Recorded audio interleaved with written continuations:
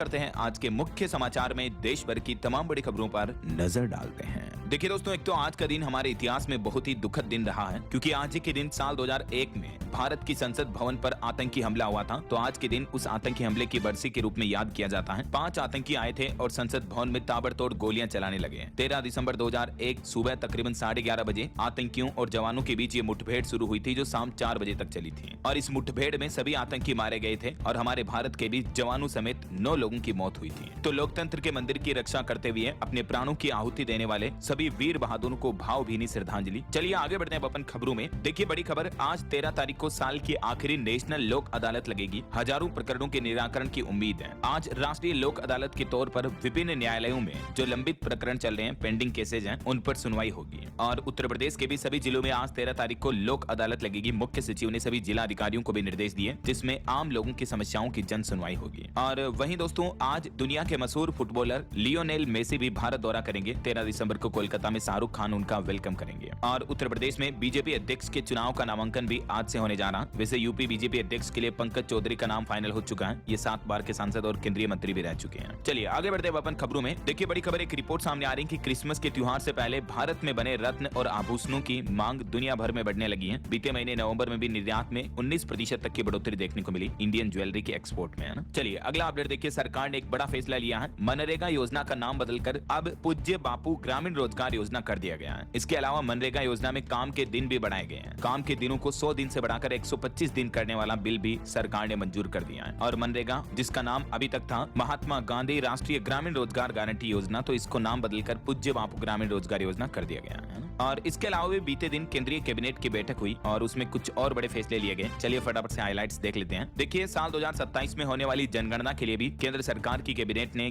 11,718 करोड़ रुपए के बजट को मंजूरी दे दी है। 2026-2027 में ये जनगणना होनी है और सरकार का कहना है कि एक व्यक्ति की जनगणना पर 97 रुपए का खर्च आएगा प्रति व्यक्ति। और इसके लिए सरकार ने ये लगभग 12,000 करोड़ का बजट भी मंजूर कर दिया है। और पहली बार हमारे देश में जनगणना पूरी तरह से डिजिटल होगी, पेपर वर्क नहीं होगा ना। और एक और बड़ा फैसला देखिए, केंद्र सरकार की कैबिनेट बैठक का, इंश्योरेंस में अब 100% FDI को भी हरी झंडी मिल चुकी है। लेकिन कंपोजिट लाइसेंसिंग अभी भी ऑन होल्ड रहेगा। 100% FDI का मतलब होता है फॉरेन डायरेक्ट इन्वेस्टमेंट, यानी विदेशी बीमा कंपनियों की एंट्री का रास्ता भारत में साफ हो चुका है। भारतीय इंश्योरेंस सेक्टर में विदेशी कंपनियां अपना 100% निवेश कर पाएंगी, ऐसा। और इंश्योरेंस सेक्टर पर एक रिपोर्ट सामने आ रही है। बीते महीने नवंबर में लाइफ इंश्योरेंस सेक्टर की बड़ी वापसी देखने को मिली है। नया बिजनेस प्रीमियम 23% तक बढ़ा है। चलिए अगला अपडेट देखिए, नए साल से पहले किसानों को भी सरकार ने बड़ा तोहफा दिया है। केंद्रीय कैबिनेट ने 2026 सीजन के लिए कोपरा की MSP भी बढ़ा दी है। कैबिनेट ने मिलिंग कोपरा का MSP बढ़ाकर 12,027 रुपए प्रति क्विंटल करने की मंजूरी दे दी है, जबकि बोल कोपरा के लिए 12,500 रुपए MSP तय की गई है। ये देख सकते हैं सरकार द्वारा जारी सूचना भी, मिनिमम सपोर्ट प्राइस फॉर कोपरा। तो दोस्तों, किसानों के लिए PM किसान सम्मान निधि योजना की 22वीं किस्त आने से पहले सरकार ने यह बड़ा तोहफा दिया। किसान भाई लोगों के लिए अच्छी खुशखबरी है। और वहीं दोस्तों, किसानों की फसलों के बीमा के लिए भी सरकार ने सूचना जारी की, जिसमें बताया कि गेहूं, चना, सरसों समेत इन फसलों का बीमा करा सकेंगे किसान भाई लोग। 31 दिसंबर इसके लिए आखिरी तारीख है। प्रधानमंत्री फसल बीमा योजना के तहत रबी की फसलों का बीमा भी शुरू हो चुका है। तो इन सभी फसलों का बीमा करा सकते हैं आप। PM फसल बीमा योजना पोर्टल के जरिए ऑनलाइन भी अप्लाई कर सकते हैं, या अपने नजदीकी CSC सेंटर पर जाकर के भी फसलों का बीमा करा सकते हैं। और इस बार तो सरकार ने प्याज, टमाटर समेत 5 तरह की सब्जियों को भी फसल बीमा योजना में शामिल कर लिया है। बैंगन, फूल गोभी, लहसुन, प्याज, टमाटर, नींबू, आम, अमरूद वगैरह, इन सभी फसलों के लिए किसान भाई लोग अब बीमा करा पाएंगे। तो फसलों को किसी भी तरीके का नुकसान होता है तो सरकार की तरफ से मुआवजा दिया जाएगा, है ना। तो PMFBY पोर्टल के जरिए आप ये फसल बीमा ले सकते हैं। चलिए अगला अपडेट देखिए, कैबिनेट बैठक ने भारत और ओमान फ्री ट्रेड एग्रीमेंट को भी हरी झंडी दे दी है। इससे भी हमारे देश में आर्थिक साझेदारी को नई मजबूती मिलेगी। चलिए अगली खबर देखिए, एक रिपोर्ट सामने आ रही है। विदेशी मुद्रा भंडार यानी भारत का फॉरेक्स रिजर्व जो है वो $1 अरब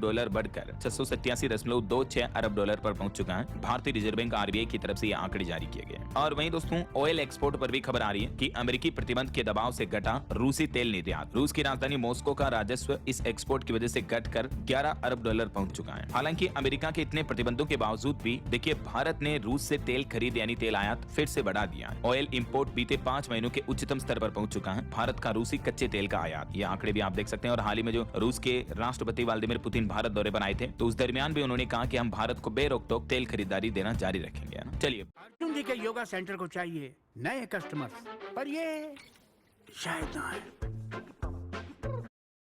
देना जारी रखेंगे, है ना। चलिए बैंकिंग न्यूज से अगली बड़ी खबर आ रही है। देखिए, HDFC बैंक के ग्राहक जरा ध्यान दें, इन तारीखों को नहीं कर पाएंगे UPI पेमेंट। जी हाँ, प्राइवेट सेक्टर के दिग्गज बैंक HDFC ने नोटिस जारी किया है। एक तो आज 13 तारीख और 21 दिसंबर, इन 2 दिन सुबह तकरीबन 4 घंटे तक HDFC बैंक की UPI सेवाएं ठप रहेगी, बंद रहेगी। किस किस टाइम पर बंद रहेगी तो ये दोनों ही तारीखों की टाइमिंग भी आप देख सकते हैं। इस समय में HDFC बैंक से जुड़े किसी भी प्रकार के UPI पेमेंट नहीं किए जा सकेंगे, यानी गूगल पे, फोन पे वगैरह इनसे पेमेंट नहीं हो सकेगा। UPI के अलावा भी कौन कौन सी सेवाएं प्रभावित रहेगी इस समय में देख सकते हैं आप। HDFC का कहना है कि मेंटेनेंस के चलते ये सर्विस बंद रहेगी। चलिए अगली बड़ी खबर देखिए, सोने चांदी के भाव पर अपडेट आ रहा है कि सोने ने फिर लगाई छलांग और चांदी ने तो नया रिकॉर्ड बना दिया। जी हाँ, चांदी सिल्वर ने तो देखिए सारे रिकॉर्ड तोड़ दिए। पहली बार 2 लाख के पार पहुंचा चांदी का भाव। भारत के कमोडिटी एक्सचेंज MCX पर सिल्वर का प्राइस बढ़कर 2 लाख के ऊपर पहुंच चुका है। ये देख सकते हैं आप MCX के जो लाइव रेट्स चल रहे हैं। हालांकि जो ज्वेलरी गहने बनाए जाने वाले सोने चांदी के जो भाव है IBGA के लेटेस्ट रेट के मुताबिक उनमें भी भारी बढ़ोतरी देखने को मिली। देखिए आप, सोना एक ही दिन में 4000 रुपए से भी ज्यादा बढ़ा और चांदी एक ही दिन में लगभग 7000 रुपए महंगी हुई। उसके बाद 10 ग्राम सोने का रेट 1,33,000 रुपए और 1 किलो चांदी का रेट 1,95,000 रुपए के नए ऑल टाइम हाई पर पहुंच चुका है। और भी अलग अलग कैरेट के हिसाब से ये सोने की कीमतें आप देख ही सकते हैं स्क्रीन पर। तो दोस्तों, चांदी मानो एक तरह का नया सोना बन रही है। इतनी तेजी चांदी में क्यों आ रही है और इतने बढ़ते भावों के बीच आखिर गोल्ड या सिल्वर कहां लगाएं आप अपना पैसा? तो इसको लेकर मैंने कल दिन में आपको DLS न्यूज चैनल पर एक सेपरेट वीडियो में बताया है। सोना चांदी के भाव को लेकर नए साल 2026 में एक्सपर्ट्स का, मार्केट एक्सपर्ट का क्या अनुमान है, तो आप ये जानकारी देख लीजिएगा इस वीडियो में। चलिए फिलहाल आगे बढ़ते खबरों में देखिए बड़ी खबर। राजस्थान राज्य के हनुमानगढ़ में लगातार चौथे दिन भी इंटरनेट बंद रहा। यहाँ एथेनॉल फैक्ट्री का जो विरोध किया जा रहा, तो इस वजह से काफी बवाल मचा हुआ प्रशासन और किसानों के, गांव वालों के बीच। अब 17 तारीख को महापंचायत का आयोजन होगा जिसमें किसान नेता राकेश टिकैत भी आएंगे। हालांकि ये प्लान बनाने के बाद हनुमानगढ़ किसान आंदोलन में प्रशासन और विरोधकर्ताओं के बीच सहमति बनी, जिसमें प्रशासन ने आश्वासन दिया कि अगर गड़बड़ी मिली तो हट सकती है एथेनॉल फैक्ट्री और किसानों की मांगों को लेकर भी रिव्यू होगा। आखिरकार राजस्थान के हनुमानगढ़ स्थित टिब्बी राठीखेड़ा में यह आंदोलन बीती रात स्थगित हो गया। प्रशासन और किसान प्रतिनिधि मंडल के बीच हुई वार्तालाप में कई मुद्दों पर सहमति बनी है। चलिए महंगाई पर बड़ी खबर आ रही दोस्तों, देखिए आप, आ गया नवंबर महीने का महंगाई डेटा। सब्जी, अंडा, मीट, मसाले के दाम बढ़ने की वजह से रिटेल महंगाई दर में बढ़ोतरी हुई है। ये खुदरा महंगाई दर का डेटा जारी किया है सरकार की तरफ से, जिसमें रिपोर्ट सामने आ रही है कि नवंबर में सब्जियों और मसालों की कीमतें बढ़ी हैं। इस वजह से रिटेल महंगाई दर अभी बढ़कर 0.71% पर पहुंच चुकी है, जो कि अक्टूबर में 0.25% पर ही थी। ये रिटेल इन्फ्लेशन यानी खुदरा महंगाई के आंकड़े हैं और आज दिन में होलसेल इन्फ्लेशन, थोक महंगाई दर के आंकड़े भी आ जाएंगे, तो मैं आपको बता दूंगा अपडेट। फिलहाल देखिए अगली खबर। केंद्र सरकार ने संसद में जानकारी देते हुए बताया कि रेलवे ने इस साल 3 करोड़ से भी ज्यादा फेक IRCTC अकाउंट को बंद किया। खुद रेलवे मंत्री अश्विनी वैष्णव बोले कि तत्काल टिकटों की कालाबाजारी को रोकने के लिए OTP वाला नियम लगाया गया है, जिससे 65% मामलों में सुधार हुआ है। और वहीं खबर देखिए दोस्तों, NCAAR के रिपोर्ट के मुताबिक भारत में रोजगार बढ़ाने के लिए स्किल विकास यानी स्किल डेवलपमेंट और छोटे उद्योगों को बढ़ावा देना जरूरी होगा। National council of applied economic research की तरफ से यह नई रिपोर्ट जारी की गई है, जिसमें सरकार के लिए भी ये सुझाव दिया गया है। और खबर है, बिहार का रजौली बनेगा दक्षिण बिहार का सिक्योरिटी हब। यहाँ 44 एकड़ में बनाया जाएगा SISF कैंप भी। और पहली बार रेयर अर्थ परमानेंट मैग्नेट का उत्पादन भी पूरी तरीके से भारत में किया जाएगा और इसके लिए 7000 करोड़ से भी ज्यादा का निवेश प्लान किया जा रहा और इसका पूरा काम अगले 7 साल में किया जाएगा। इसे लागू करने का लक्ष्य भारत की चीन पर आयात निर्भरता कम करना है। रेयर अर्थ के मामले में आत्मनिर्भर बनने का प्रयास कर रहा हमारा देश भारत है ना। और एक रिपोर्ट देखिए, सार्वजनिक क्षेत्र के बैंकों ने 5.5 साल में 6 लाख करोड़ रुपए से भी ज्यादा के कर्ज यानी लोन माफ किए हैं। केंद्रीय वित्त राज्य मंत्री पंकज चौधरी की तरफ से लोकसभा में जानकारी दी गई।